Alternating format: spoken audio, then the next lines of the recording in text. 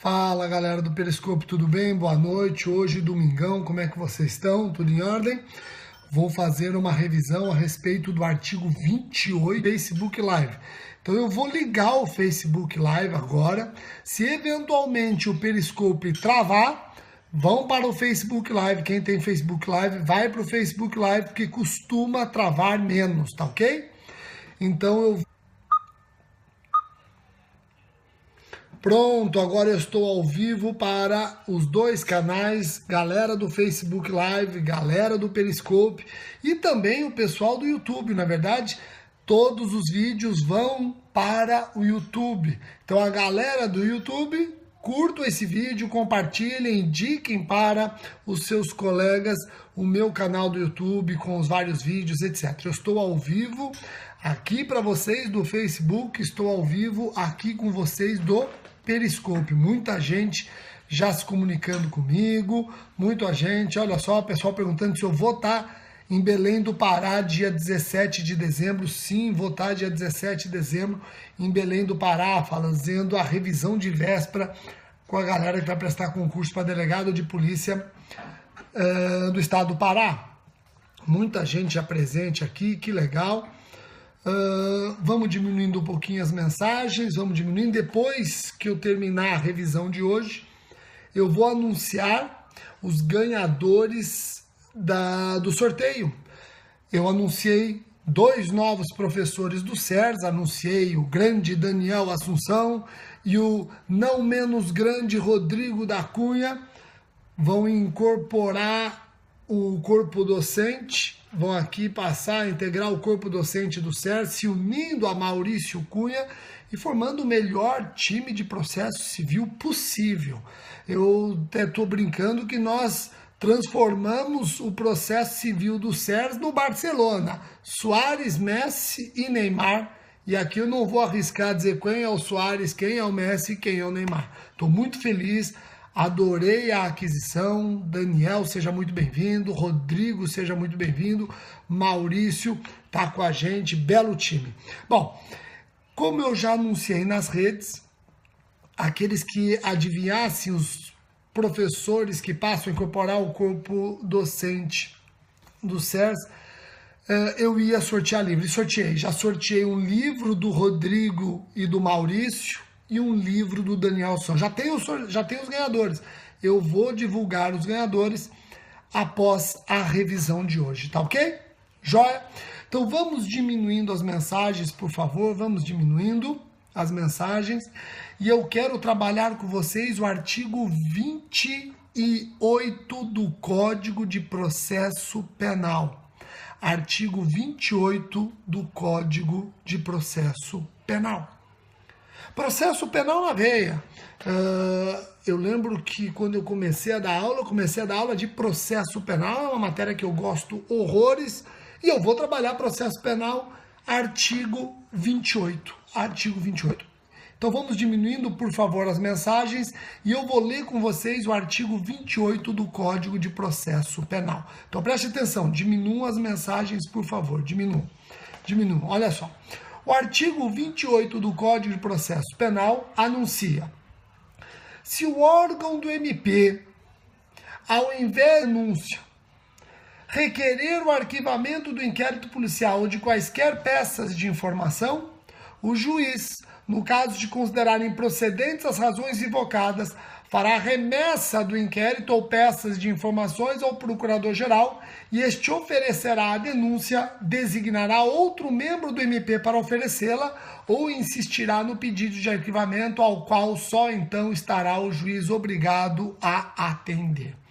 Então, pessoal, aqui, apesar de ser o momento de dar dicas, eu vou tentar chamar a atenção de vocês para alguns pontos que poucos exploram. Olha só. Lendo o artigo 28, tem aqui um argumento utilizado pelo Ministério Público para defender o seu poder investigatório. Aqueles que diziam que o Ministério Público não podia investigar ignoravam o artigo 28.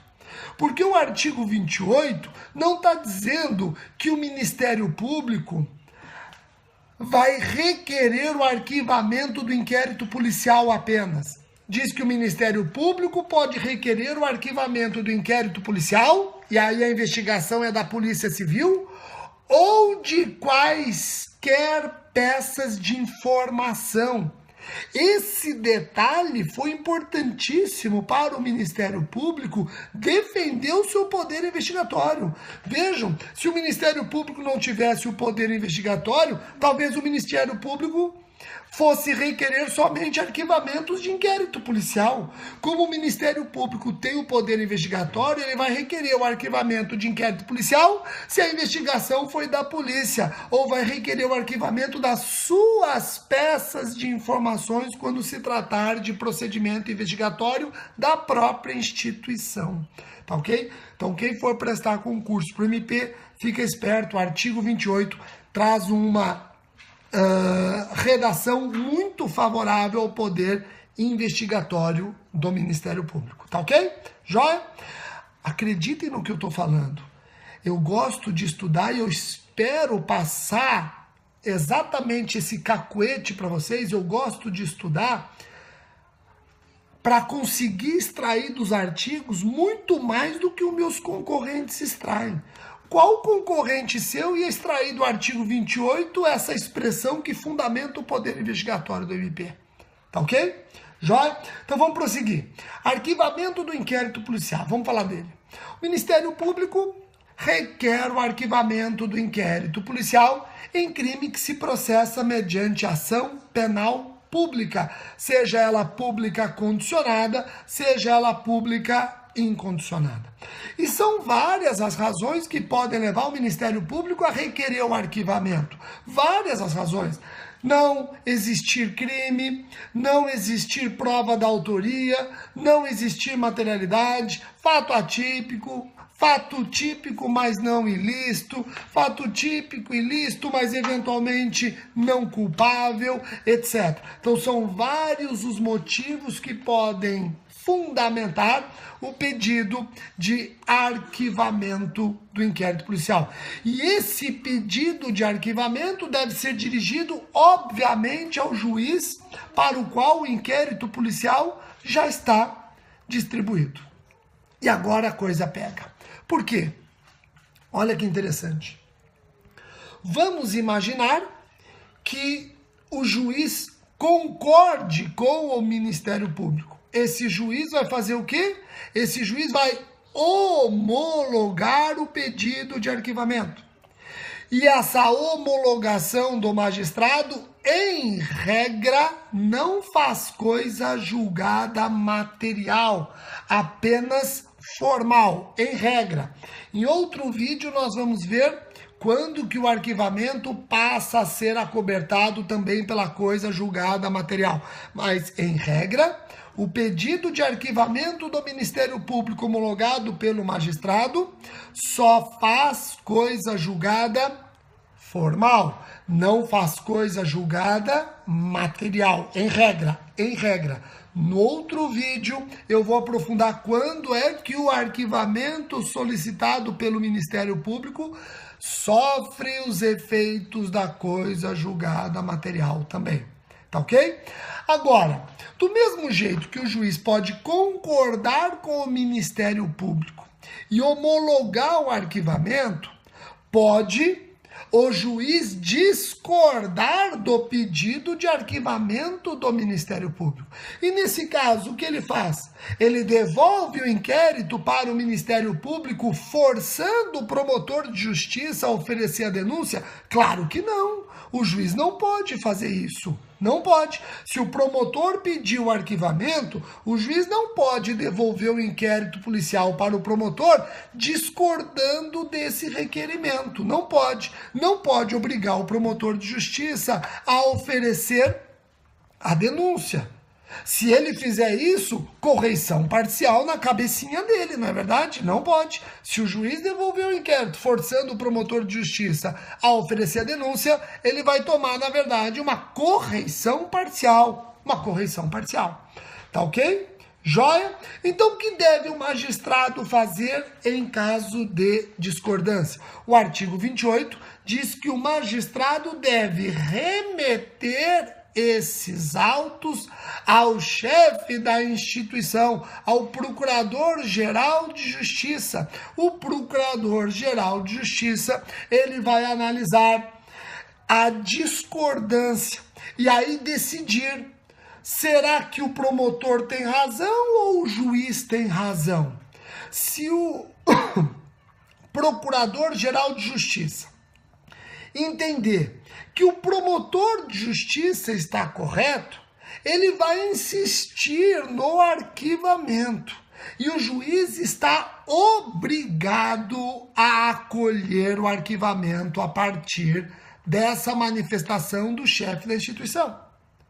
Então, se o procurador-geral concorda com o promotor, ratifica o pedido de arquivamento e o juiz está adstrito a esse ato e aí tem que homologar o arquivamento. Agora, pode o procurador-geral concordar com o magistrado, entender que não era caso de arquivamento. E se o procurador-geral concordar com o magistrado, ou seja, não era caso de arquivamento, aí surgem algumas situações. Primeira situação: ele, procurador-geral, concordando com o juiz que não era caso de arquivamento, pode desde logo oferecer a denúncia. Ele, procurador-geral, pode desde logo oferecer a denúncia. Ou então, ele, procurador-geral, designa um promotor para oferecer a denúncia como seu longa-manos.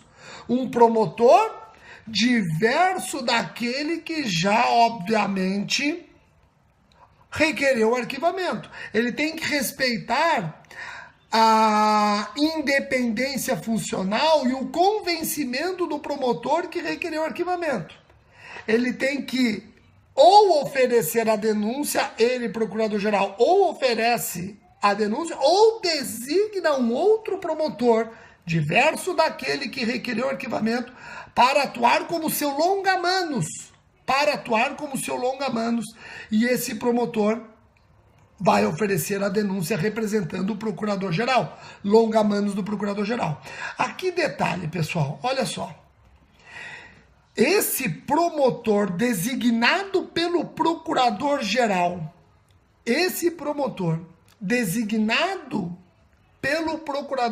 para oferecer denúncia, pode se recusar a fazê-lo? Pergunta. Eu falei para vocês que se o procurador-geral concordar com o juiz, ou o procurador-geral oferece a denúncia, ou o procurador-geral vai designar um promotor diverso daquele que requereu o arquivamento para fazê-lo atuando como seu longa-manos. Não foi o que eu falei? O que eu quero saber é, designando esse promotor de justiça para oferecer denúncia, pode recusá-lo? Pode dizer, eu não vou oferecer a denúncia porque eu concordo com o meu colega? Pode. Pessoal, prevalece que não pode. Prevalece que não pode recusar. Tem que agir como longa-manos, tem que oferecer a denúncia, mesmo que ele, promotor designado, acredite que o procurador-geral está errado e o colega dele que está certo. Não pode recusar. Porém, detalhe, pessoal, temos corrente doutrinária, e eu vou ler para vocês o que essa corrente doutrinária diz. Tem uma corrente doutrinária minoritária dizendo o seguinte: não está esse promotor obrigado a ofertar a denúncia. Essa corrente minoritária diz que a obrigatoriedade vai de encontro à independência funcional que é inerente à atuação de qualquer promotor de justiça. Não faz sentido obrigar um promotor de justiça que não está convencido da denúncia a oferecê-la. Então temos uma corrente minoritária dizendo que se o promotor designado não está convencido, ele pode oficiar o procurador-geral dizendo: eu não vou atuar como seu longa-manos porque eu não concordo com você. Se você quiser, procurador-geral, ofereça você a denúncia. Eu discordo. Vocês conheciam essa minoria? Pessoal, isso é o diferencial. Prevalece, repito, que esse promotor não pode se recusar. Até porque ele não está agindo em seu nome, está agindo em nome do procurador-geral, é o seu longa-manos, prevalece. Mas mas tem uma minoria que diz que esse promotor designado pode se recusar, sim, quando não está convencido da denúncia, mesmo agindo como longa-manos, porque deve prevalecer a sua independência funcional, tá ok? É minoria, mas faz muito bem você saber que existe essa minoria, tá ok? Tem alguém aqui perguntando, Rogério, você tá rouco? Eu sou rouco, infelizmente eu sou rouco. Já fiz fono, mas a fono é só uma fono, não faz milagre, não é? Diminua um pouquinho as mensagens, que agora eu quero fazer uma observação importante. Lendo o artigo 28, quando o juiz aplica esse dispositivo, quando o juiz discorda do requerimento do Ministério Público, o artigo 28 diz que o juiz pode, o procurador-geral pode, preste atenção, diminui as mensagens. Promotor pediu arquivamento, o juiz discorda e manda para o procurador-geral. O artigo 28 diz que o procurador-geral pode oferecer a denúncia ou designar outro promotor, caso concorde com o juiz. Ou então insistir no arquivamento, caso concorde com o promotor. Não foi o que eu falei? Cuidado, tem mais uma opção que o procurador-geral pode preferir. O procurador-geral pode não concordar desde logo com o promotor e ratificar o arquivamento. O procurador-geral pode não desde logo concordar com o juiz e oferecer denúncia ou designar alguém para fazê-lo. Ele pode, antes de concordar com o promotor ou antes de concordar com o juiz, baixar o inquérito para novas diligências. Então vejam, apesar de o artigo 28 não alertar isso, destaca-se que o STJ tem vários julgados nesse sentido, dizendo que existe uma terceira via ao procurador-geral. O procurador-geral, ao invés de concordar com o promotor e ratificar o arquivamento, ao invés de concordar com o juiz e oferecer denúncia ou designar alguém para fazê-lo, ele pode preferir devolver o inquérito para novas diligências. Detalhe em concurso público, isso não está na lei, isso é entendimento jurisprudencial. Isso não está no artigo 28, isso é entendimento jurisprudencial. Mas já está tão pacificado que tem gente que fala, nossa, eu não sabia que isso não estava na lei. Para mim isso é automático. Ele pode ratificar o arquivamento, oferecer denúncia ou pedir diligência. Cuidado que o pedir diligências não está no artigo 28. Está na jurisprudência, tem vários julgados do STJ nesse sentido. Para quem vai prestar concurso para o MPF, fica esperto, porque a Lei Complementar 75, em seu artigo 62, inciso 4, diz que essa função de analisar a discordância do pedido de arquivamento deve ser feita pela Câmara de Coordenação e Revisão, salvo quando se trata de competência originária do Procurador-Geral da República. Então, cuidado que no MPF, quem faz as vezes do Procurador-Geral de Justiça dos MPS é a Câmara de Coordenação e Revisão. Tá ok? Joia? Pessoal, quase encerrando. Cuidado quando se trata de crimes contra a economia. Cuidado quando se trata de crimes contra a economia popular. Por quê, Rogério? Porque no caso de crimes contra a economia popular, nós sabemos que o pedido de arquivamento do promotor de justiça, uma vez homologado pelo magistrado, está sujeito a recurso de ofício para o tribunal. Tá ok? Lei 1521 de 51, artigo 7º. Artigo 7º. Então, cuidado com isso. Tá ok? Cuidado com esse detalhe. Eu quero, aproveitando que aqui se trata de dicas, eu quero terminar o vídeo falando de alguns conceitos para vocês. Então preste atenção nos conceitos. Arquivamento direto. Arquivamento direto é fácil. É a denominação conferida pela doutrina ao pedido de arquivamento formulado diretamente pelo membro do MP, titular da ação penal. Então eu vou repetir. arquivamento direto é a denominação conferida pela doutrina ao pedido de arquivamento formulado diretamente pelo membro do MP titular da ação penal. Se eu tenho um arquivamento direto, é porque eu tenho um arquivamento indireto. Se eu tenho arquivamento direto, é porque eu também tenho arquivamento indireto. E no que consiste o arquivamento indireto? É a manifestação do promotor de justiça no sentido de que aquele juízo é incompetente para conhecer da matéria. Então, eu, promotor, digo que esse crime, na verdade, não é da Justiça Estadual e sim da Justiça Federal. Ou vice-versa, o Procurador da República diz que o crime é da Justiça Estadual e não da Justiça Federal. É o arquivamento indireto.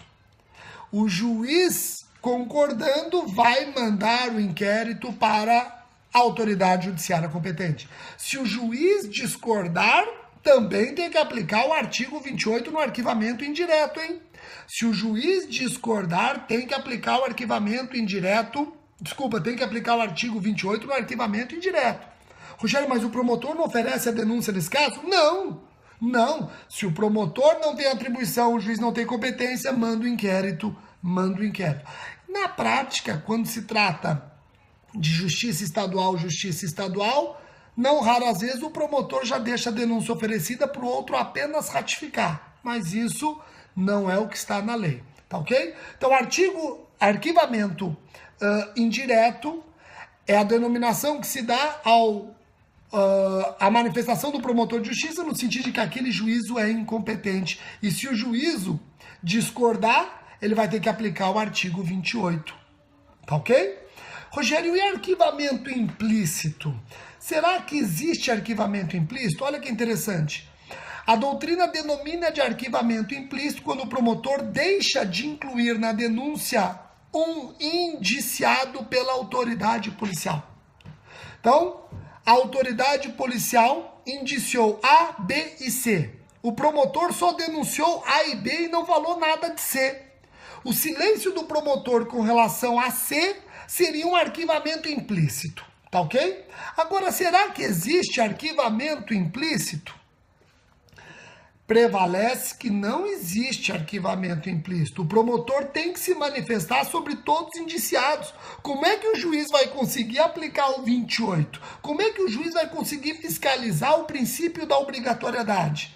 O promotor não pode se valer de arquivamento implícito. Se a autoridade policial indiciou A, B e C, o promotor denunciou A e B, na cota tem que dizer por que não denunciou C, para o juiz analisar o fundamento e ver se concorda, porque se o juiz discorda, ele vai aplicar o 28. Você não pode tirar do juiz o direito de conhecer o fundamento que te levou a não incluir C na denúncia. Então vamos esquecer arquivamento implícito. Você não pode confundir arquivamento indireto com arquivamento implícito. Arquivamento indireto, o promotor diz que o juiz não tem competência para aquele crime. Arquivamento implícito, o promotor não se manifesta a respeito de algum indiciado. Aliás, esse é o arquivamento implícito subjetivo. Tem também o arquivamento implícito objetivo, quando o promotor denuncia um crime e não fala nada de outro. Tem também o arquivamento implícito objetivo, quando o promotor se manifesta sobre um crime e fica em silêncio sobre outro que faz parte do inquérito. Não pode. Nós não podemos admitir arquivamento implícito, nem subjetivo, relacionado a indiciado, nem objetivo, relacionado a crimes. Tá ok? Joia? Fácil? Pessoal, com isso eu encerro as dicas que eu tinha para dar a respeito do artigo 28 do CPP. Eu espero que vocês tenham gostado bastante. Eu vou trazer cada vez mais processo penal. Nós vamos estudar penal e processo penal. Nós vamos estudar penal e processo penal juntos. Agora vamos para os ganhadores. E quem vai anunciar os ganhadores para vocês? Olha só quem é. São duas câmeras, filha. Olha só quem é que vai anunciar. Aí. Eu sou a diva do Periscope e eu sou a diva do Facebook Live. Então vamos lá, filha, vamos lá, vamos diminuir um pouquinho as mensagens. Você Gente, entra... eu tô vermelha. Não é porque eu tô com vergonha, não. É porque eu fui na piscina sem passar protetor solar. E Viu ó, que deu? Viu que deu? O Bruno também tá vermelho, né? O Bruno tá aqui? Não. Ó, você olha pras duas, ó. Aqui é Facebook e aqui é Periscope. Aqui é Facebook, aqui é Periscope. Aqui é Facebook, Tá aqui é Periscope. Então vai. Quem são os ganhadores? Vamos lá. Lucas Menon ganhou o livro Rodrigo Cunha. Não é meu tio, não. Meu tio é dentista, ele não sabe nada de jurídica penal. Então, ó, Lucas Menon, depois eu vou publicar tudo direitinho pra vocês, tá? Lucas Menon ganhou o livro do Rodrigo Cunha e do Maurício Cunha. Olha só, os dois têm um código de processo civil para concurso, editado pela editora Juspodium. Então, o Lucas Menon ganhou esse. E o outro, vamos lá. Facim, nossa, nome chique, francês. Vocês podem me chamar de Sophie. Então, ó, Facim ganhou o livro do Daniel Assunção. Ganhou o livro do Daniel Assunção. Fiquem tranquilos que eu vou postar o nome dos dois vencedores. A Sofia anotou aqui, ó. Sofia anotou. Muito tá bem. arriscado porque eu fiz assim, de novo. E eu pensei assim, se eu falar Lucas Menon, Rodrigo Cunha. Você escreveu várias vezes, né? É, então ela arriscou. Então, legal, já estão chamando de Sofia, ó que chique. Ó que chique. Sofia, muito bem. E essa coroa aqui, tá linda, filha. Parabéns. Parabéns.